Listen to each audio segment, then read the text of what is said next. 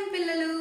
మనం గత కాలాంశంలో మనం మూడవ పాఠమైన చిలుక సందేశంలోని కొన్ని అభ్యాసాలని పూర్తి చేసుకున్నాం.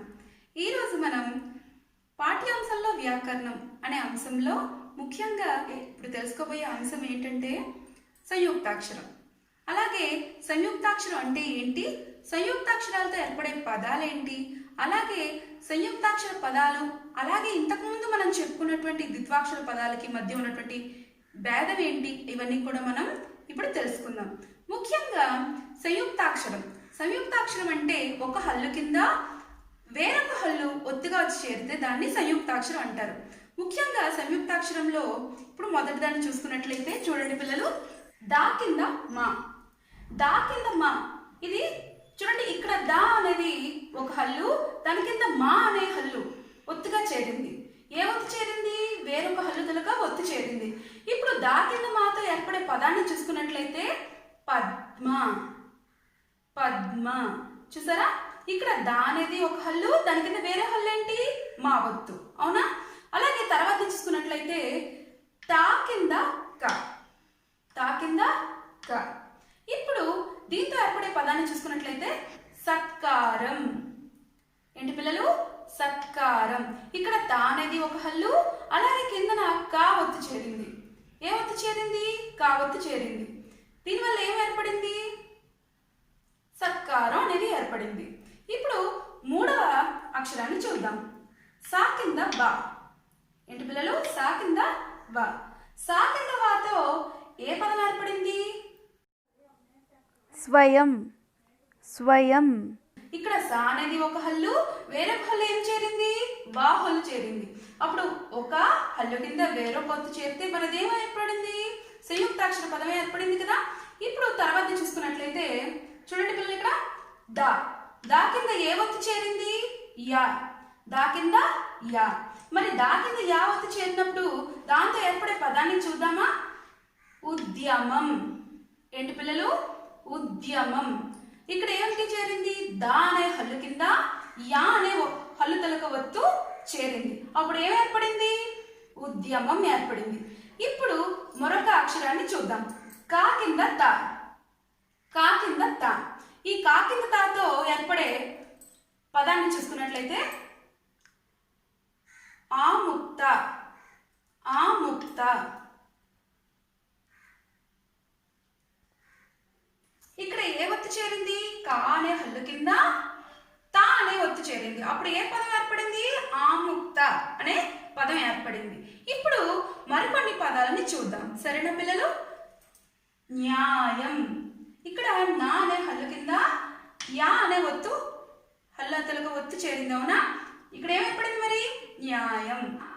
తర్వాత పదాన్ని చూద్దామా? ధర్మం. ఇక్కడ ఏం చేరింది చూడండి, రా కింద ఏ ఒత్తు చేరింది? మా ఒత్తు చేరింది, అవునా? మొత్తంగా కలిపితే ఏమైంది పిల్లలు? ధర్మం. ఏమైంది పిల్లలు? ధర్మం. తర్వాత పదాన్ని చూసుకున్నట్లయితే స్వరూప.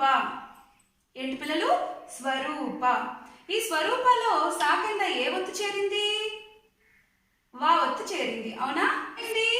స్వరూప అనే పదం ఏర్పడింది. ఇప్పుడు చూడండి ఇక్కడ పిల్లలు, ప్రమిద. ప్రమిద. ప్రమిదలో చూడండి, పా కింద ఏ ఒత్తు చేరింది? రా ఒత్తు చేరింది. అప్పుడు ఏ పదం ఏర్పడింది? ఇది సంయుక్తాక్షర పదం ఏర్పడిందా లేదా? ఇప్పుడు ఏంటి ఈ పదం చదవండి? ప్రమిద. ఏంటిది? ప్రమిద. తర్వాత పదాన్ని చూడండి పిల్లలు, సత్యం. సత్యం. సత్యంలో తా అనే హల్లు కింద యా అనే హల్లు తలక ఒత్తు చేరింది కదా. అప్పుడు ఏ పదం ఏర్పడింది? ఇక్కడ సంయుక్తాక్షర పదం ఏర్పడింది కదా. అప్పుడు ఏ పదం ఇది? సత్యం. సత్యం. తర్వాత పదాన్ని చూడండి పిల్లలు, ఉద్యమం. ఉద్యమం. ఈ ఉద్యమంలో దా కింద ఏ ఒత్తు చేరింది పిల్లలు? యా ఒత్తు చేరింది, అవునా? ఒక హల్లు కింద వేరొక ఒత్తు చేరింది లేదా? అయితే ఇప్పుడు ఏ పదం అయింది? ఇది సంయుక్తాక్షర పదం అయిందా లేదా?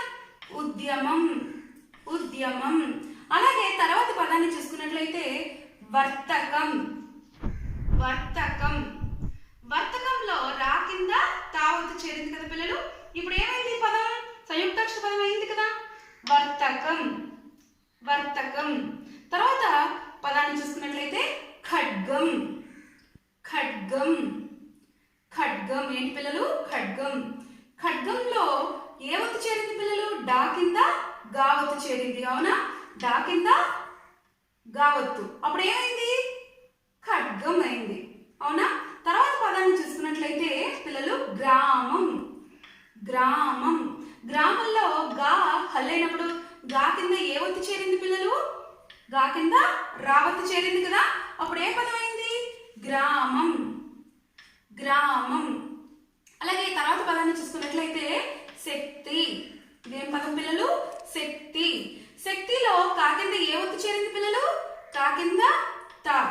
అప్పుడు ఏమైంది? ఇది శక్తి. శక్తి అనేది కూడా ఒక సంయుక్తాక్షర పదం. అవునా? మరి ఇప్పుడు మనకు తెలిసిన కొన్ని సంయుక్తాక్షర పదాలని తెలుసుకున్నాం కదా. ఇప్పుడు ద్విత్వాక్షరాలకి అలాగే సంయుక్తాక్షరాలకి గల భేదాన్ని గమనిద్దాం. ద్విత్వాక్షరం అంటే ఏంటి పిల్లలు? ఒక హల్లు కింద అదే హల్లు ఒత్తుగా వచ్చి చేరినా అది ద్విత్వాక్షరం అవుతుంది కదా. మనం గత కాలాంశంలో చెప్పుకున్నాం కదా. అలాగే సంయుక్తాక్షరం అంటే ఏంటి? ఒక హల్లు కింద వేరొక హల్లు ఒత్తుగా వచ్చి చేరితే అది ఏమవుతుంది? సంయుక్తాక్షరం అవుతుంది. అవునా? మరి ఇప్పుడు ద్విత్వాక్షరాలు అలాగే సంయుక్తాక్షరాలకి మధ్య గల భేదాన్ని తెలుసుకున్నాం కదా. ఇప్పుడు కొన్ని ఉదాహరణలు చూద్దాం. ఇక్కడ ద్విత్వాక్షరం చూడండి, కుక్క. కుక్క. కా కింద కా ఒత్తు చేరింది. చూసిన ఒక హల్లు కింద అదే హల్లు చేరింది. అప్పుడు ఏమైంది? ద్విత్వాక్షరం అయింది. అదే సంయుక్తాక్షరాలు చూసుకున్నట్లయితే ఇక్కడ చూడండి, ఉత్సవం. ఉత్సవం అంటే ఇక్కడ ఏం చేరింది? తా కింద వేరొక హల్లు ఒత్తుగా చేరింది కదా పిల్లలు. మరి ఇక్కడ చూడండి, ఒక హల్లు కింద అదే హల్లు చేరింది. ఇక్కడ ఒక హల్లు కింద వేరొక హల్లు ఒత్తుగా చేరింది. చూసారా? మరొక ఉదాహరణని చూద్దామా? తల్లి. తల్లి. మరి ఇక్కడ చూడండి, లా కింద లా వచ్చి చేరింది. అవునా? లా కింద లా వచ్చి చేరిందా లేదా? లా ఒక హల్లు, లా కింద లా అనే ఒత్తు చేరటం వల్ల ఇది ఒకే హల్లు. అవునా? ఒక హల్లు కింద అదే హల్లు కనుక ఒత్తు చేరింది కదా. అందువల్ల ఇది ఏమైంది? ద్విత్వాక్షర పదం అయింది. అలాగే ఇప్పుడు మనం సంయుక్తాక్షర పదాన్ని చూద్దాం. గుడ్లు. ఏంటి పిల్లలు? గుడ్లు. గుడ్లులో చూడండి, డా కింద లా ఒత్తు చేరిందా లేదా? అప్పుడు ఇది ఏమవుతుంది? సంయుక్తాక్షర పదం అవుతుందా లేదా? ఇప్పుడు మీకు అర్థమైందా? ద్విత్వాక్షరం అలాగే సంయుక్తాక్షరానికి ఉన్న తేడాన్ని గమనించారా పిల్లలు? ద్విత్వాక్షరానికి అలాగే సంయుక్తాక్షరానికి గల భేదాన్ని గమనించారు కదా పిల్లలు. ఇప్పుడు నేను మీకు కొన్ని పదాలని ఇవ్వటం జరుగుతుంది. వాటిని మీరు పట్టిక రూపంలో ద్విత్వాక్షర పదాలని అలాగే సంయుక్తాక్షర పదాలని మీరు విడదీసి ఇంటి పనిని చేయాలి. సరేనా పిల్లలు? చూడండి పిల్లలు, ఇక్కడ కొన్ని పదాలను ఇచ్చారు కదా. అమ్మ, మార్గం, ఉత్తరం, మహాత్మ, గొప్ప, సత్యం, నమ్మకం, ఆశ్రమం, కొబ్బరి, పువ్వు, ఉత్సవం, తల్లి, నువ్వు, అమావాస్య, సంక్రాంతి, స్నేహం, గుడ్లు, సరస్సు, పున్నమి, బక్రీద్. ఈ పదాలన్నీ చూశారు కదా. ఇప్పుడు ఈ పదాలను చూడండి, ఇక్కడ ద్విత్వాక్షర పదాలు సంయుక్తాక్షర పదాలు అనే పట్టిక ఇవ్వడం జరిగింది కదా. వీటిలో విడదీసి రాయాలన్నమాట. ఇది మీ ఇంటి పని. సరేనా పిల్లలు? పిల్లలు, వచ్చే కాలాంశంలో సరికొత్త అంశంతో కలుద్దాం. సరేనా పిల్లలు? ధన్యవాదాలు.